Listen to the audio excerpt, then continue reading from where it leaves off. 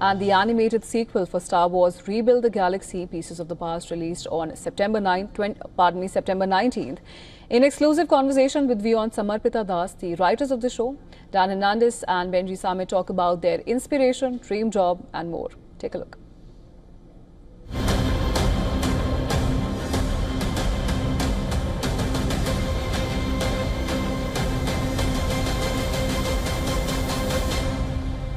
Hi, this is Dan Hernandez. And this is Benji Samit. And you're watching us on WION. It's a dream come true.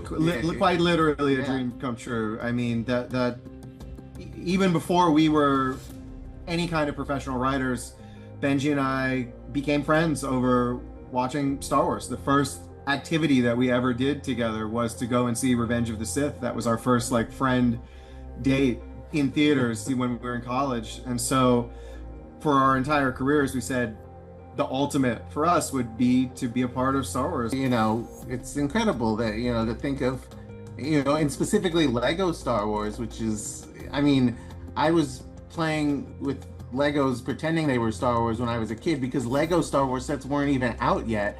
And then as soon as Lego Star Wars actually started happening when I was a teenager, I started getting those, and it's been something I've been playing with and enjoying my entire life. And to bring that sense of play to life like this I'm still pinching myself. It's wild.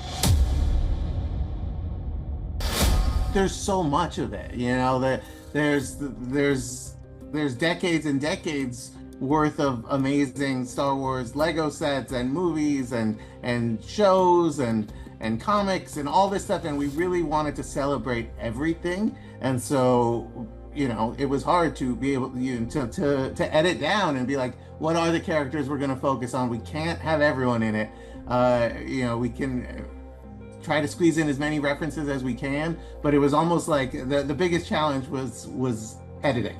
And I would say for me, the biggest challenge was really learning the intricacies of Lego and how they function. Benji is a Lego fanatic, but I always loved Lego, but I was never good at it. And so in the process of thinking not only about Star Wars things, but also thinking about things like ship design, how to articulate the characters' movements, but also still keep it feeling like Star Wars and things like lighting and sound, but so that it exactly what you said, it had to be a true synthesis of these two things and taking the best parts of both and making sure that they always were working in harmony.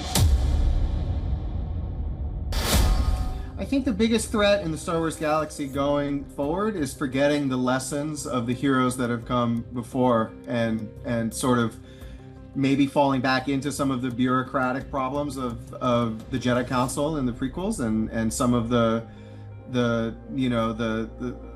lessons that we need to. I think that those characters, I'm talking about, obviously, in my imagination, I think the problems is forgetting the history of what has come before and falling back toward the dark side and not staying in that place of balance. I think that's the biggest threat to the Star Wars galaxy.